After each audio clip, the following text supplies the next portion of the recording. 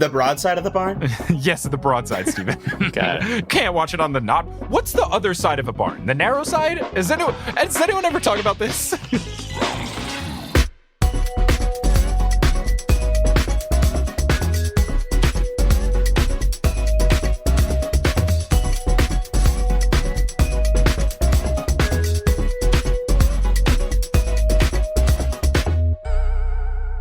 Welcome, fellow sleuths, to Meddling Adults, a game show where we grab our Canadian punk rock bands and go head-to-head to test our wits against the prowess of fictional young detectives for charity. I'm your host, Mike Schubert. I am notoriously bad at solving children's mysteries, which is why I am safely behind the judges' table, letting others duke it out instead.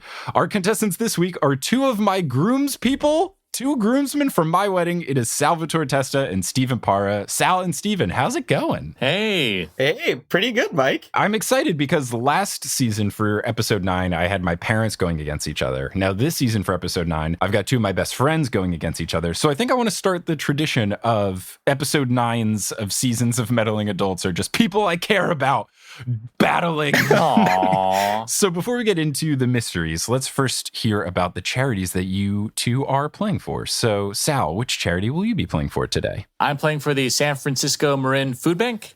Now, more than ever, people need food, and it's hard to come by.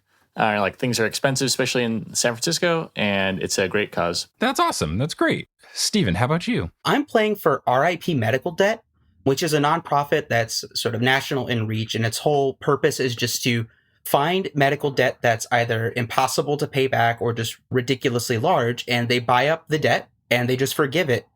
And they do it in such a way that there's no tax burden on the people that have their debt forgiven, and they really focus on people that are like living around the poverty line or just living beyond their means or have a lot of debt to go through. So it's a real great way to just make a good impact on the medical community. Which I think is important, especially given the times we're living in right now. Yeah, that is awesome. That is great. Those are some great causes and ones that I was unfamiliar with. So learning, hooray, super cool. I'm also very excited because if someone was listening or heard about this podcast happening in the future while they were a freshman at Rice University while we were seniors, they would be freaking out because we've got a battle between the improv comedy team and the a cappella team, which you can tell how nerdy our school was in that those two groups were some of the coolest groups on campus. Oh, yeah.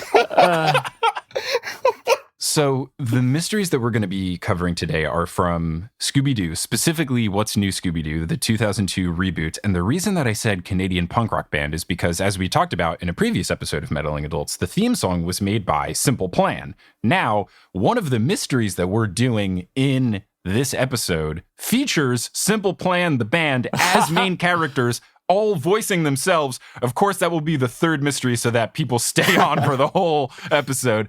But let's get into the first mystery. Let's put the pedal to the metal and do our first one, which is called Farmed and Dangerous. Ooh. So, the opening scene we see in Farmed and Dangerous is a dog and 6 little puppies on a farm, and they get attacked by a zombie scarecrow that has a scythe for an arm. Whoa. Running through the cornfield. And then we cut to the gang driving in the van, having a great old time. They reveal that they are in Arizona and they're off to visit Farmer B as in boy, who has the secret 6 puppies that Fred reveals just won a bunch of money in a dog show and have bought their own farm. Don't ask me to explain how this works. Okay, I was going to ask. Yeah, I'm not really familiar with the farms of Arizona. And also, real quick, for these puppies, the puppies were, just born and then immediately in a show? It's not a lot to look at. Have you ever seen Toddlers and Tiaras? Bonus point for Stephen No. Parra. Hey!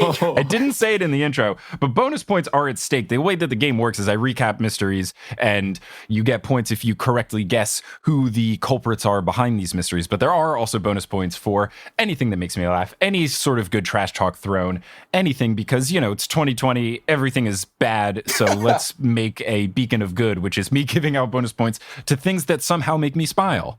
So we have the gang driving along the road in the Mystery Machine. And of course, this zombie scarecrow farmer hybrid is now driving on the road in an evil tractor. It's a souped up tractor with giant exhaust pipes with flames shooting out of them.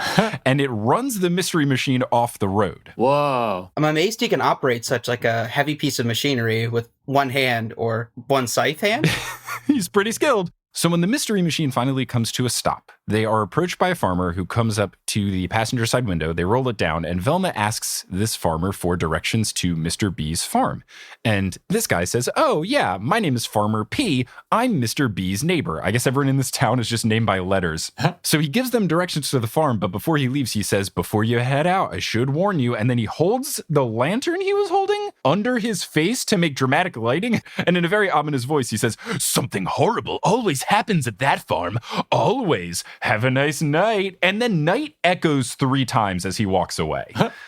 So it's have a nice night, night, night. Give me the timing real quick. When this souped up, like, Fast and Furious tractor blows them off the highway, that goes for a minute, and this guy, Farmer P, is immediately there, right? Like, he's on it. It's hard to exactly say, but the Mystery Machine spins out, goes into the side into like some cornfield, and then the gang kind of checks with themselves and they make sure that everybody's okay, and then they realize someone is outside the van. So it's not very clear how quickly it is because of all of the hullabaloo, but it doesn't seem to be that long afterwards. Thank God for the rolling acres of Arizona corn. Number 1 produce. Now, at this point, I was very excited because my rule of thumb here is I always guess that the first person you meet in Scooby-Doo is guilty. So the fact that this dude was creepy as hell has me very excited at this point. So Fred drives the van into a farm that has a very large sign outside that says Mr. B's farm. And while they drive in, they cut to Fred, who turns to the gang and says, "I guess this is Mr. B's farm." They just have turned Fred in this reboot into the ultimate doofus, and I just love it. He's such a fun airhead, and I'm here for it. But Fred immediately gets pounced on by the 6 adorable puppies. Oh. And then Mr. B shows up, and Mr. B, the Arizona farmer, has a New Yorker accent. So he has a very thick, "Hey, how's it going? Good to see you guys again," when he comes up. I'm farming here. The other thing is that he has business overalls. So he has overalls, but they look like they're made out of a suit material. And then the straps that come up look more like suspenders with metal clasps. It is just a feat of character development and design that the Scooby-Doo animation team has conjured up here. I am loving it. So Velma asks why all of the little puppies have these numbered coins on their collars. And Mr. B says, "That's so that our farmhands can tell them apart." And Fred goes, "Farmhands? I don't see any farmhands." And then, speak of the farmhand, a moody-looking farmhand named Jonas Sulk shows up. He is the only farmhand that has stuck around since this zombie scarecrow farmer has attacked. And he very much looks like his last name was determined after character creation, because he's got a moody side part of the hair. He's really grumpy, and he doesn't look happy to see the gang. So he's very much living up to his Sulk surname. So the gang crashes there for the night, and the next day they have decided that they're going to try to help around the farm. And their first task is to try to get some eggs from chickens, and they are just struggling to do so. So Jonas drives up on a quad, like an ATV, and he says that he's going to help them out using one of his inventions. And what is his invention? It's a robot chicken massager that comes equipped with chicken-sized headphones for the chickens to kind of calm the eggs out of the chickens. I'm not well versed in farm animals, but this does not seem like that's how chickens work. But apparently in the Scooby-Doo world, it does. You know, growing up in rural Texas, I raised a couple batches of chickens, and no. So Jonas then is showing them some of his other inventions, which include his souped up Go Plow, which I guess is like Go Kart, but plow. It's very similar to the tractor in that it's got giant exhaust pipes and stuff. And then he notes that he also had a Go Tractor, but it was stolen. So Shaggy and Scooby are playing with the puppies, but the zombie farmer comes in and Shaggy and Scooby run away, but they realize they've left behind the puppies. They go back immediately, being scared that something has happened to them, but the puppies were hiding underneath a barrel of hay, so they're fine. Thank God. But then a new character enters. Frida Floor. She is a representative from the local animal safety group. She is wearing a beanie and a long sleeve t-shirt that just has a no sign on it, like the circle with the diagonal line through it. There's nothing on the shirt. It's just a general, I'm a grumpy person. Here's my shirt to appropriately let you know. But she says that she got a tip that there were puppies in danger and she wants to take them away from Mr. B. And Mr. B says, quote, "What are you saying? My farm isn't safe?" So Velma lets Frida know that she has no legal right to take the puppies. So Frida leaves, but vows to come back with a court document to take away these puppies to safety. Wait, did she say why they're not safe, or just like... I'd assume the giant scarecrow. The reports of the zombie farmer attacks were rumored around town, and she heard about it. She got a tip, so she's here to bring the puppies to safety. She's like, these puppies aren't safe, even though like the farmer and the farm hand would also, by extension, not be safe. Yeah, she only cares about the puppies. I mean, have you seen a puppy? It's pretty cute. Yeah, dogs are people too, so. And there's like 6 of them. That's fair. So Mr. B, after she leaves, thinks that she's after the farm, and the gang asks why, and he says, since the farm was bought in the puppy's name with the money that the puppies won from the dog show, whoever is the owner of the puppies is the owner of the farm. Again, I am not a lawyer, so I have no idea how this could work. Someone messed up. Someone sold a farm to 7 dogs. They're never giving away these puppies, right? Because like if the puppies own the deed to the land, then do the puppies have a will? Like a joint will? Is it signed in paw print? I was just going to say it. So Mr. B tells the gang that he has surveillance cameras set up. Thankfully, Jonas set these up, part of his tech wizardry. So they set up a projector on the barn to basically have a home movie viewing session, but they're going to be watching security surveillance footage, and they're going to see if there's anything suspicious. So while they're getting everything set up, Shaggy and Scooby ask Mr. B if he has any popcorn for while they're watching this movie. And Mr. B gets irrationally angry when he asked for it. He goes, "Oh, no, we don't have any popcorn. We ran out of popcorn." And they go, "Aw, none at all." And then he goes, "What part of no popcorn don't you understand?" He's my favorite character in the world. It's hard to believe, too, considering how much corn there is in Arizona. Well, it's funny that you mentioned that because Velma, while there are visible cornfields behind them, she says, "They don't have popcorn? There's cornfields here." So they start to watch the footage, and they see footage of the dogs playing around and the farm, and then you see the tractor driving towards the perspective of the camera, and it's getting closer and closer. So Daphne goes, "Oh, sweet, we're going to be able to see who is driving." And they do this great trick in the cartoon where I actually jumped in my seat and went, "Oh yeah," where when the tractor gets really close to the camera, the actual physical demon tractor comes out of the barn, breaking the barn wall. So it's breaking the fourth wall, but also the literal barn wall.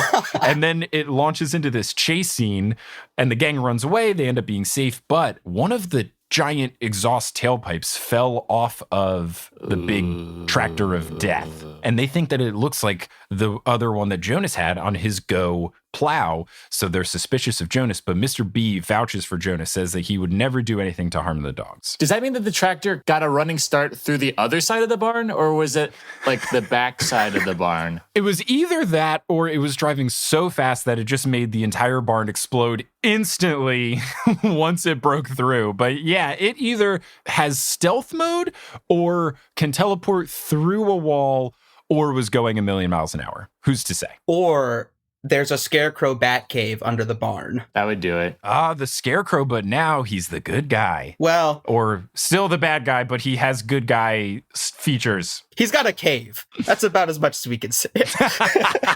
We know that for certain. Did you see where the guy go? Where the zombie scarecrow goes? No, so this is a problem that I didn't realize until this prep of this particular Scooby-Doo episode of Meddling Adults, is that chase scenes just kind of end in, once the gang is safe, they just make sure everyone's okay, and then they never question where the villain went.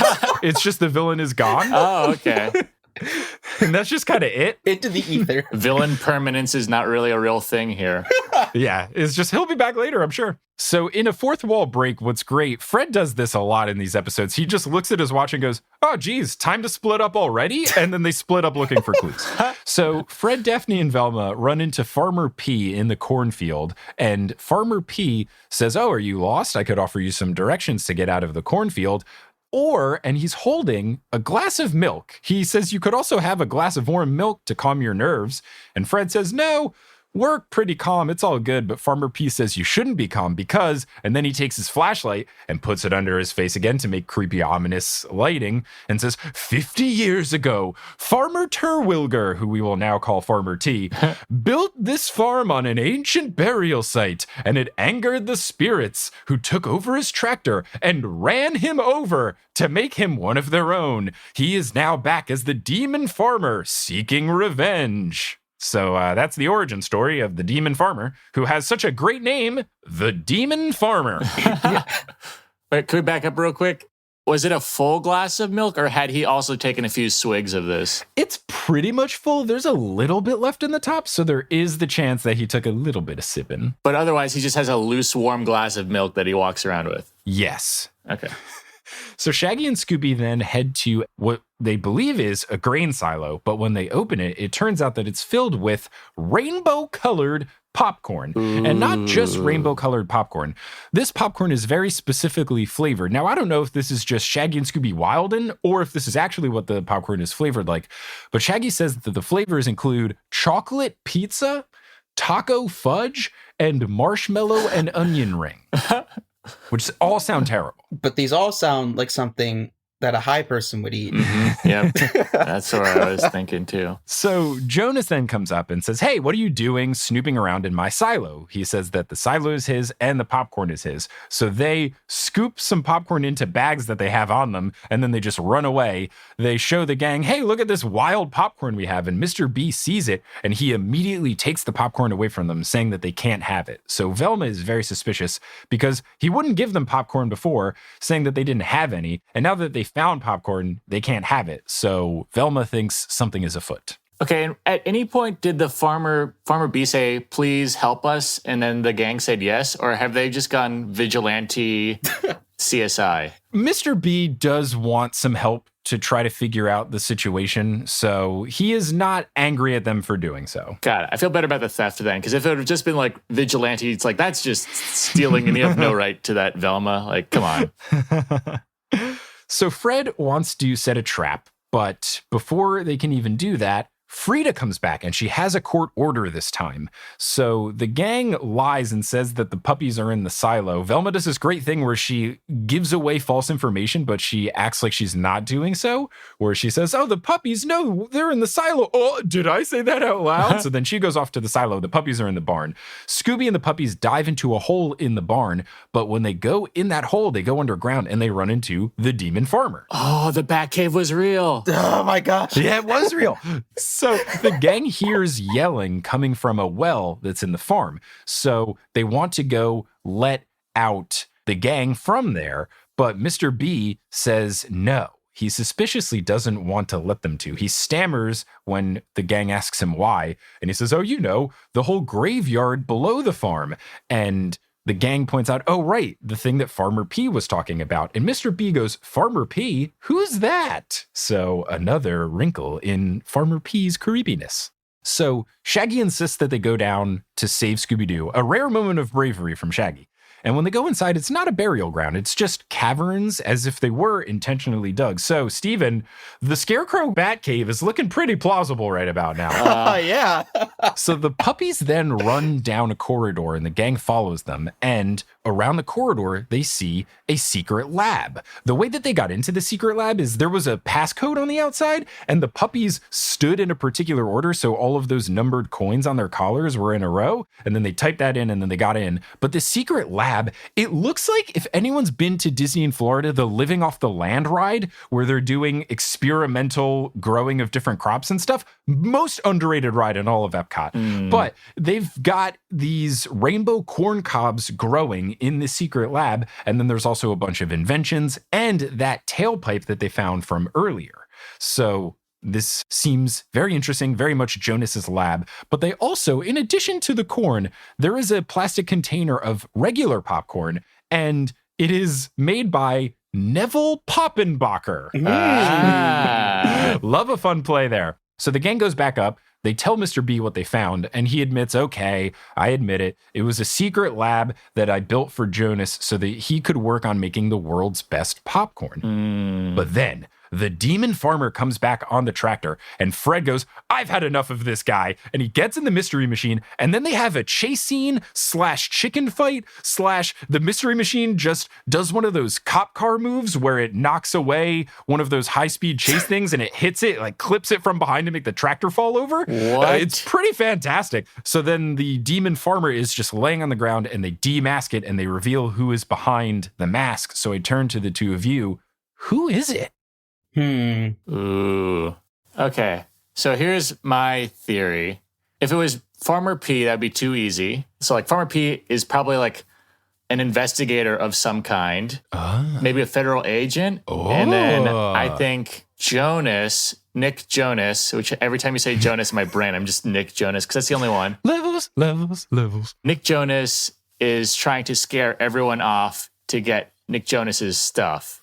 Like they want it all. Okay. Much like Sharpay Evans in High School Musical 3, they want it all. I'm kind of throwing out Frida Fleur in this scenario, right? Don't worry, I didn't. You can. She could just be a red herring. Yeah, could be. Okay. Here's what I think. I don't suspect Mr. B. I think he is just trying to be a business guy, and he's using Jonas for that.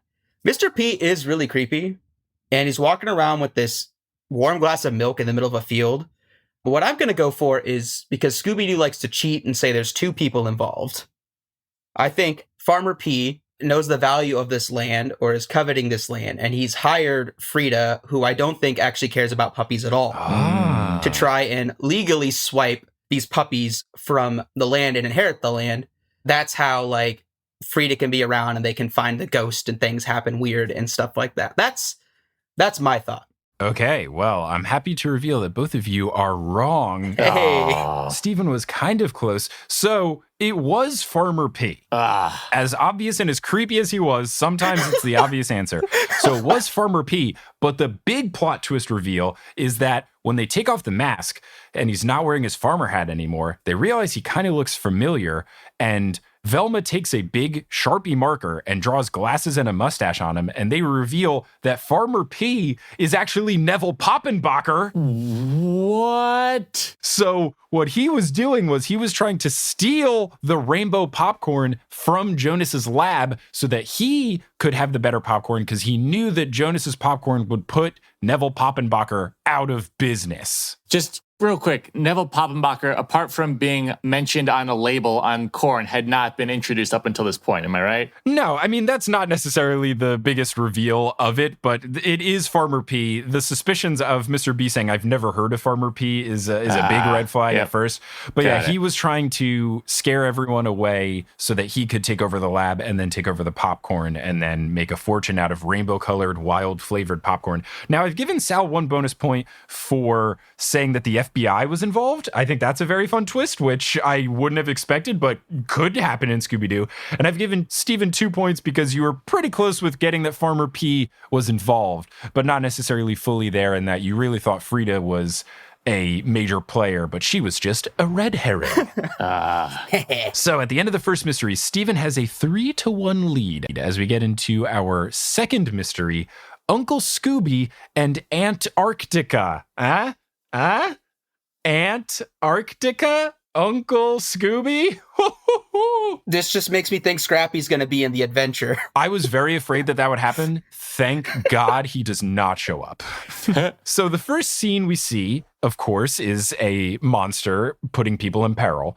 This time it's a giant fish monster that crashes a research team in Antarctica, and it grabs a doctor, and someone screams, "Oh no, look, it's got Dr. Zola." And then we just cut to the gang at the zoo having a fun time, and they're at the zoo because Shaggy and Scooby have been volunteering at the local zoo. Aww. Great. So Shaggy shows up to the rest of the gang riding an elephant, which is bad. Correct. No one should ever ride elephants. It's bad for their backs. If you're on any sort of tourist thing and they offer elephant rides, it is bad. It is a bad place. Do not do it. But Shaggy has this fun rapport with the elephant. They will eat peanuts together, and then Shaggy will tell jokes, elephant-specific jokes, to the elephant, which the elephant laughs at. So, for a bonus point, if you guys can solve this very bad Laffy Taffy style Shaggy elephant joke. Can I guess the answer first? I mean, before I even say the question? Yeah, is it peanuts? It is not peanuts. Okay. The question, how do you make an elephant float? Dumbo. How do you make an elephant float? Any guess, Sal? You pour root beer into a glass of elephant. I'm giving you the point. That was close enough. The answer was just add ice cream. Get it? Elephant float? But yeah, Sal, I've given you you were in the right ballpark wildly enough. Bonus point. So now 2-3 in favor of Steven. Yes. Comedic genius. That's that decade of improv you've been doing, Sal. So Fred then gets hit in the face with a fish that was thrown by Pete the Penguin. Whoa. Pete the Penguin is closely followed by Zelid the zookeeper. He says that Pete is going to be sent back to be with his family in Antarctica now that he's old enough and he needs to be in his natural habitat. And Shaggy and Scooby are very sad because they've grown very fond of Pete. So what Zelid decides to do, since Shaggy and Scooby have been such great volunteers, he lets them go on the flight to Antarctica to bring Pete back. And oh yeah, the rest of the gang can come too. Wow, this zoo has deep pockets, because I'm going to guess a trip to Antarctica is not cheap. So when they're on the plane, they are greeted by Captain Corvina Cloyd. This is apparently the all alliteration episode of Scooby-Doo. But Corvina Cloyd, while the plane is on autopilot, walks back to where the gang is all seated. And she says that she's really excited about this trip. She says, and this clearly did not age very well, she says that she's an icist. Let me very harshly pronounce the T at the end of that. She's an icist, meaning that she studies ice caps and glaciers and Antarctica and all of that. She's very concerned about ice cap melting, global warming, that kind of stuff. But it does sound, first off, like she's a member of ISIS, or she only likes specific type of ice. Like she only likes cubed ice, not crushed ice. How dare you, etc. Send the shaved ice back. I only like the weird cylindrical soft ice from Sonic. That's the only ice that I believe in. Has anyone told her that water's ice too? Oh, okay. Sorry. Thankfully, her concerns are valid in that she doesn't want the ice caps to melt, which is a big mood here in 2020. So they arrive at the Antarctican camp, and the pilot says, in what is just getting ridiculous at this point, she says that this research laboratory is built on prime ice estate, like real estate, but then she also says that the nearest neighbor hasn't been seen in an ice age. So she also loves ice-related puns. But they go inside the lab, and there are no people inside, and there's also no equipment. And Captain Cloyd is very confused because she says that everything was up and running last week, and there was a whole team of researchers here, so she's very concerned. So inside the lab, there's only one person there. It is a man under a blanket just shivering in shock, and they go up to him, and he's very scared, but he reveals that his name is Monroe Harper. So far, the only not alliteration person in the episode. He says that he is the assistant to Dr. Zola, and he recaps the giant fish monster attack, says that he's very worried because Dr. Zola is a wonderful, wonderful person who apparently has all of the answers to global warming and the ice caps melting. As one does. Just naturally. I mean, I guess the answers could just be stop fucking up America / the world. So a generator then turns on, and the gang goes to the generator room to figure out who could have turned it on. And when they go in, they see someone in a diving suit. Looks like a high-tech version of a 10,000 Leagues Under the Sea getup. And the diver takes off their big ol' helmet, and it's revealed to be Dr. Linda Rausch from the Army Corps of Engineers. She says that she's wearing the suit not because she's going diving, but just to keep her warm. With the generator off, the research lab was very cold. Now, she keeps talking about how she is upset that her current army posting is in Antarctica. She keeps going on and on about how she wants to get transferred to a department in Hawaii. So that's where she's at. Fair. Did they say what the army is doing in Antarctica? You know, just ice research. Got it. Look, I was an engineer for 4 years. This is just standard protocol kind of stuff. You just wouldn't get it. You know, you're just one of those software engineers, Sal. Yeah, we're not real ones. So the gang goes to try to return Pete to his colony of penguins. And the map says that it's near a cluster of buildings. This makes Captain Cloyd very upset. She says that this is a gross misuse of ice to make so many buildings. Wait, are the buildings made out of ice in this world? No, there are more buildings. They say that it's a way station. but they don't really go into detail about what exactly it is. But my general understanding is that it's another set of buildings separate from the research laboratory, owned and operated by someone else. Sure. So they go to drop off Pete, and while they're doing so, they get attacked by the fish monster, and the penguin helps them escape from the fish monster. But while they're walking along the ice, they see Dr. Zola frozen solid in the ice. Shit. What? Monroe is just distraught when they tell him what happened. Dr. Roche, the Army Corps lady, she comes up and they hook up this ice block of a man to her snowmobile and she drives him back to base. And when they get back to base, Dr. Roush is still under her Y stuff. She goes, I could go make him thaw in my tanning booth. But Monroe says that we can't thaw him with unnatural means. If it's too rapid, it will harm his body. And Shaggy brings up the very good point. Is him being frozen in ice any better for him? All right, I'm not a doctor, but I'm pretty sure Dr. Zola's dead. I'm going to give Steven a bonus point for Dr. Reality Check moment here. What? Okay. I hope there's a software thing later in this episode. So Captain Cloyd, the pilot, then lets them know that they can't fly out for the next 2 days because of this bad hailstorm. And of course, then the power goes out. So the gang goes to investigate and they see the fish monster in the distance. The fish monster then comes and attacks them. Scooby falls into the water and starts plunging down. Pete the penguin saves Scooby, but then the fish monster grabs Pete. So Scooby dives back in and saves Pete. It's this whole back and forth. But Scooby and Pete get back safely with the rest of the gang. And Scooby, in his effort to save Pete, ripped off an air hose from the fish monster's costume. So we know it's not an actual fish monster. I want to talk about the fish monster. It's chased them on land and underwater. It's like a big teal webbed foot. Think creature from the Black Lagoon, but more athletic. Okay. Like it's got leg and butt muscles. It's like a reverse mermaid. But it's all still teal the whole way down and it's got the web feet. It would be like a creepier version of Harry Potter in the second task in Goblet of Fire. Oh, okay. So, kind of a scary fish person kind of vibe. More person than fish. But like, imagine running with flippers is really hard though, right? Yeah, but he's practiced. So they go back to the base. Captain Cloyd is talking with the gang. She apparently makes this flight in and out often. She says that Dr. Zola last time warned that everyone should have gotten on her flight back because if they didn't, they would face horrendous consequences. So some ominous words from Dr. Zola. So the gang does the classic set a trap. There's a chase scene and they are able to trap the big fish monster, pull off the mask and make the reveal. So I turn to the two of you. Who is it? All right. Just because this is What's New Scooby-Doo and a show for children, and I think if someone was frozen in a block of ice, they'd be dead. I think the monster is Dr. Zola. Ooh, okay.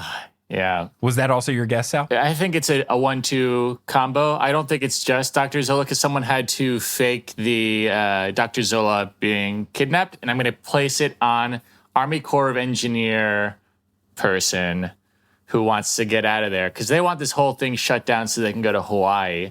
And Dr. Zola, they want everyone out because their presence there is bad. Alrighty. So I have given you each 2 points because you were close but no cigar. So Dr. Zola is somewhat behind it. Oh. But there is another person involved. It's not Dr. Rouch. What it is Monroe, the assistant. Oh. So what Dr. Zola wanted to do was be cryogenically frozen for 100 years so that in the future, he could tell people of the future his ideas about how to save the world environmentally because he thought that 100 years from now they'd be in a bad situation so he could share his knowledge with them. Now, this makes no sense at all, none whatsoever, but Dr. Zola had Monroe enact his plan. What is very funny is he comes back to life. He fully thaws and he's okay. And he's very upset to learn that it's only been 3 days and not 100 years. And when the gang makes this reveal, instead of the classic, and I would have gotten away with it too if it weren't for you meddling kids, he asks the gang, you would meddle in the future of mankind? And Velma goes, if the shoe fits. The only other thing I'll say is that they do end up finding the group of penguins and Pete gets back with his family. That's all good. And then they all fly back on Captain Cloyd's plane and there's no negative repercussions for Monroe or Dr. Zola doing this giant evil fish situation. They all just kind of laugh it off, and Dr. Rauch is extremely happy because she successfully got transferred to the Maui department, and that's the end of that mystery. What? Okay, first off, I called cryogenic ice. I nailed it. Yeah, I'll give you another bonus point for cryogenic ice in there. I nailed the scarecrow cake. That was such a left field. I gave you bonus points for it in the first one, so we're okay. So now we get into our final mystery. It is the one that I have hyped up at the beginning. It features Simple Plan, the Canadian punk band. It's called Simple Plan and the Invisible Madman. Yes. Ooh. We go into this mystery. Steven has a 6-4 lead, so it's a tight one. So Simple Plan is driving their tour bus through the snowy winter roads of Montreal. And while they're doing this, an invisible man wreaks havoc on the bus. It grabs the driver by the shirt and throws him away, starts beating up all the people in the bus, and it forces the bus to crash through a guardrail, through a danger high voltage sign, and then it flies off of a ravine. And then we cut to the gang driving in the Mystery Machine, heading up to the Montreal Rock Festival to see Simple Plan. Whoa! Bad news, folks. What? Thankfully, it's not very long before they come across the crashed tour bus just in a snowbank. So they go to check it out. They rescue Simple Plan from the crashed bus. And Daphne very astutely points out, wow, it's Simple Plan. So while Simple Plan is telling them everything that just transpired, you see, only Scooby sees it. He can't get anyone to look, but an invisible man comes up and cuts a cable from the Mystery Machine, but no one else notices. So they convince all of Simple Plan to get into the Mystery Machine. So we've got a bunch of people in the Mystery And Machine. no brake line, presumably. Yep, you got it. So they all get in. It's the full band. Simple Plan is a 5-member band. And then also they have a fictional roadie, Zeke, who is in charge of their tour. So they all get in the van. Zeke is very upset by the whole situation. He feels really bad that the band has been in danger. He takes his job very seriously. So he is just absolutely distraught that he has put Simple Plan, cherished band, in harm's way. And so, Sal, as you pointed out, turns out that cable was the brake line. The Mystery Machine, the brakes aren't working, and they have to intentionally crash it into a snowbank on the side. And thankfully, everyone's okay. Fred says, good thing we were wearing our seatbelts. And this is just confusing because there were 10 people and a dog in the Mystery Machine. What seatbelt situation do you have going on in this van? Absolutely ridiculous. Fred also goes on to say, oh, but my homemade airbags didn't, and then they all deploy, which comically knocks all of the band equipment out of the van. So there were 10 people, a dog, and a full band's worth of equipment in the back of the Mystery Machine, but everyone's okay. And also, these airbags didn't deploy on a harsh impact. No, they did not. I'm never getting into the Mystery Machine. It's a death trap. Nor should you. But I mean, it has 0 fatalities, so I don't know. That's true. And it's been attacked by many things. So they decide to head into the nearby town, which is Huntersville. They go to the Huntersville Inn, and they are greeted by Jack Hunter, who owns and runs the inn, but he also reveals that he owns the whole town. Wow. He says he has big plans for the town. He wants to build 4-star hotels and drive-in movie theaters and a water park that during the winter months of Montreal, which is all of them, I assume, could be used for snow sledding. So Shaggy and Scooby see a nearby diner, so they head over to the town diner for food, and Jack Hunter also has to run the diner because this town has an unemployment problem, so he has to wear a lot of hats.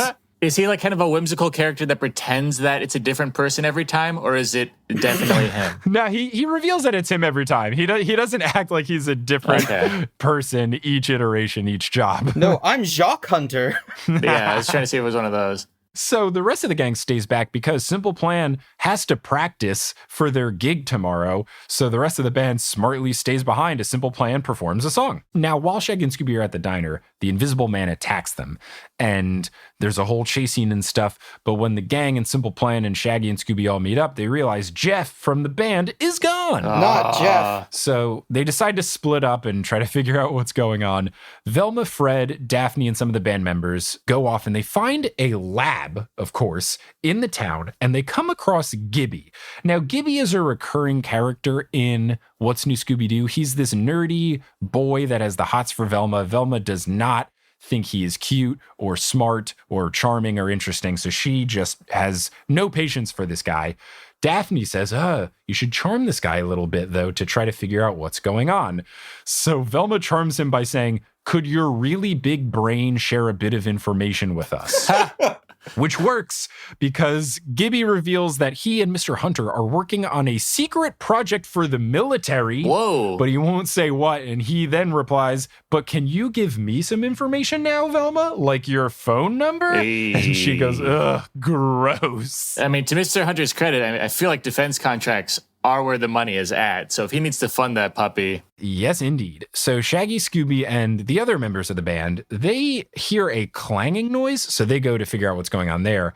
They hear clanging coming from a safe, but before they can try to get into the safe, they are then attacked by the Invisible Man, and Dave doesn't make it out. He gets taken away by the Invisible Man. Is he a member of the band? He is a member of the band, yes. Okay, and Jeff is. I will let you know, names are not important. The fact that they are in the band, though, is, because we will see that every time someone gets taken away, it's specifically someone from Simple Plan. It makes me think that, like, it's the order of the people that didn't want to do the episode in real life. Like, the first one to drop out is Jeff. Then it's Dave. So Simple Plan, who did the theme song, they are all enormous Scooby-Doo fans, and they were very passionate about being the theme song as well as being on the show. I watched a little interview with them and they were all super stoked. They're all also incredibly Canadian.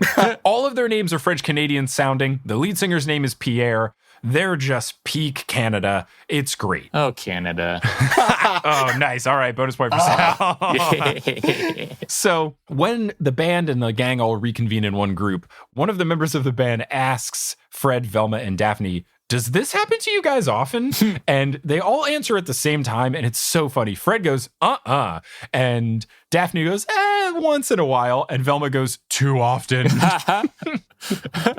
So they see a nearby house has the lights on, so they go to check it out and see if anyone's inside. They don't see anyone at first, but they see music instruments shoved into a closet. Ooh. But before they can figure out anything further, the owner of the house arrives, and it's Yves de la Frère, a Montreal fashion designer that Daphne is very excited to see. Yes. So Daphne reveals that Yves de la Frère invented the zipless parka, the really, really mini skirt, and the mock turtle scoop neck, which just some great fashion jokes here. So Yves reveals that she has a new style, and she's excited that Daphne knows her other fashion and hopes Daphne likes this new style. It's a plaid dress, like a lumberjack shirt turned into a dress, and everyone thinks that this is just gaudy. So they awkwardly try to leave. The gang, while they're walking across town, they see Mr. Hunter, the same dude. He's repairing the mystery machine in the town mechanic shop. That's nice of him. Yeah, just another hat for him to wear. Yeah. So when they're in the middle of the town square, Gibby comes up to Velma and he says, hey, Velma, I have a video of the Invisible Madman.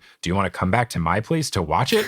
Velma first raises the point, how do you have a video of someone invisible? But before they can go into this further, the Invisible Man then drives a snowplow at the gang. Yikes. So the gang and the rest of the Simple Plan band members run away from the snowplow. It chases them off of a cliff. They have to jump off a cliff, but they land in a big pile of snow and just no one's hurt. So I guess it's just the softest snow ever. But unfortunately, two of the band members, before jumping off the ravine, I guess the Invisible Man jumped out and grabbed them. You see them being grabbed by their collars and taken away. The only band member left at this point is Pierre, the lead singer. Hey. Which I guess fits. Daphne makes a great joke of, have you ever considered a solo career? Dark. I know. So Velma points out that so far, only members of Simple Plan have been taken, and the only person that they've met that hasn't been present during an attack was Eve, because Zeke was there during the bus attack, and Jack was there at the diner attack, and Gibby was there just now at the snowplow attack. So they go back to Eve's house. I guess they just scale the ravine that they just fell down, and they go to Eve's place, and they ask her, where were you just now? What's your alibi? While they're in her house, though, they see a little bit of fabric on the ground, and when Shaggy holds it up to his face, he can see himself, so it's a reflective fabric. I already have a theory for everything. Ooh. But before they can press her further about it, the Invisible Man starts attacking them. This makes Velma even more confused because she was convinced that it was supposed to be Eve. So the Invisible Man grabs Pierre and runs off with him. So Fred and Scooby try going one way to find the Invisible Man. They actually very smartly use Scooby's smelling ability, which they rarely remember that he's a dog. So they use this to their advantage. But unfortunately, they then get attacked by the Invisible Man. The rest of the gang comes and saves them. But then they start to hear that same banging. So they go back to that same safe that they heard before. Daphne breaks into the safe with her titanium credit card. Whoa. And they see that inside the safe is Simple Plan. They're all there. Whoa. Fred, in a boneheaded moment, says, "Oh, great. Did you guys get a good look at the Invisible Madman?" And the bassist goes, well, no, because he was. And Fred goes, "Oh, right. Invisible." So Daphne then points out, well, now everyone has an alibi, so I'm stumped. But Velma says she knows what's up. So Fred says that he's going to set up a trap. He says, "Don't worry, guys. I've got a simple plan." Oh. And then they roll credits. He puts on his sunglasses. So Fred's plan, which is pretty smart, is, hey, they keep wanting to steal the members of Simple Plan. So why don't you guys just start playing music here in the middle of the town, and then we'll get the Invisible Man. This is genuinely one of the funniest things, and I'll put an audio clip in the episode. They get all their stuff set up, and they play the first 2.5 seconds of my favorite Simple Plan song, "I'd Do Anything." So they just go, "Ba-na-na-na-na-na," and before you can even get to the final resounding note, the Invisible Man immediately comes and grabs two of them. It's so funny. It is genuinely hilarious. Let's do it. 1, 2, 3, 4. Okay, Fred. So a classic chase scene ensues, but they lead the Invisible Man into that high voltage place from where the bus crashed initially, and the Invisible Man gets shocked by giant high voltage towers. Yikes. Oh, man. The Invisible Man is okay, but of course the Invisible Man falls in a way where the mask goes flying off, and then it is revealed who is behind it. So I turn to the two of you. Who is the Invisible Man? Who's behind this whole invisible plan? I think I got it a while ago. All right, what you got? It's the fashion person, at least. Let me talk this through. But it's definitely the fashion person. The army base is working on cloaking technology. Eve is involved in that, or at least somehow got it. And then I'm going to go a little further on this one.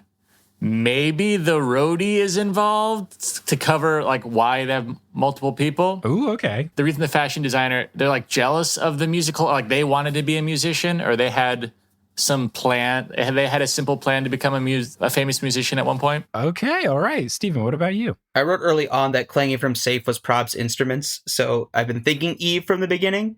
It was weird that it was like she got attacked at the same time as everybody else. But like you said, that means everyone's been attacked. So I think maybe it's just everybody but Zeke. Oh, okay. So you think it is... The town they just want Simple Plan to become Huntersville's like main attraction. So they keep just stealing them for themselves. So you believe that it is Jack and Gibby and Eve all working in tandem? Yes. Okay. Now this is very interesting because Sal was correct in the motive. It was that they wanted to be a band and take over. But you were both correct in that there's multiple people involved. The truest correct answer is that everyone is in on it. Every single person. So Jack had the contract to make this stuff for the military. Gibby had the tech to make it happen. Eve had the fabric expertise. And Zeke brought in the band because these four have a band together.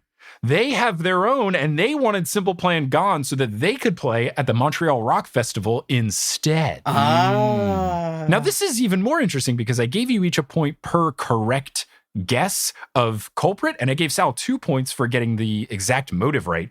This ties the game at 9-9, meaning we get into a sudden death riddle tiebreaker. So here's how it works. I'm going to say a riddle. You just buzz in. Whoever gets it right first gets the point and wins this episode of Meddling Adults. So here's the riddle. What goes up but never comes down? Age Oh, Buzz? There you are, Stephen Parra. Correct age. You got it. I was going to say Tesla's stock price. Oh, well, nope. That would also be incorrect. So with a final score of 10-9, Stephen Parra has reigned victorious in this episode of Meddling Adults. You've won some money for RIP medical debt. Stephen, how does it feel to win this barn burner? It feels so great to, actually contribute some money back to healthcare things going on. But it also feels really great to, step up in the big leagues against some big improvers and reign victorious. Oh, man. Sal, you also fought very valiantly. It was very tight. Came down to sudden death. You should not be ashamed of your performance. I'm very proud of both of you. Oh, thank you. This was a wonderful time. Now, I know you two aren't necessarily podcasters, but is there anything you'd like to plug in this section of the podcast where I usually ask people to plug their podcast? Yeah, actually. So I don't know if this makes the cut or not, but Mike did mention, I'm studying medicine, and something that would be really helpful for me and everyone here is please wear a mask. Please wash your hands. Please take what's going on very seriously. Good plug. You'll help yourselves and you'll help a lot of other people if you just adhere to these social distancing rules and try to take care of yourself. Hey everyone, it's me, Producer Mike from the future, letting you know that Sal's audio bugged out a little bit here. He was trying to plug his improv shows that he does with Endgame's Improv, an improv theater in San Francisco that he and I both used to perform at, and Sal still performs there. They do live streamed shows on Twitch, and you can watch those at twitch.tv/endgamesimprov. Wonderful. Well, thank you to both for joining. This was a hoot and a half, and I'm so glad I was able to make this happen. Yay. And I gotta say, you two really held your own. You were very solid at the guesses, and you're just clearly must be that Rice University education that we all got. Must be what's making us all some very competent meddling adults.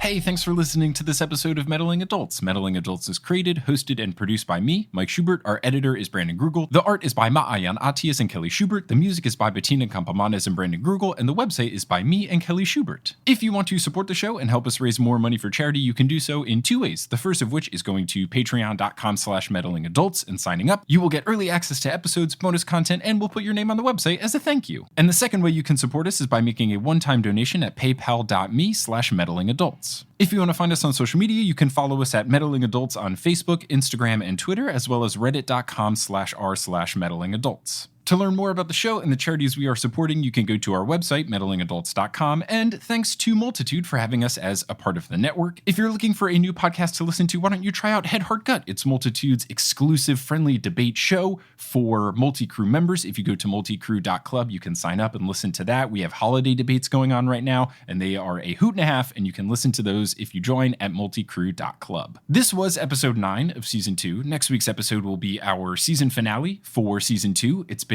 a wild ride. I hope you've all enjoyed these episodes, and I hope to see you next week for our season 2 finale.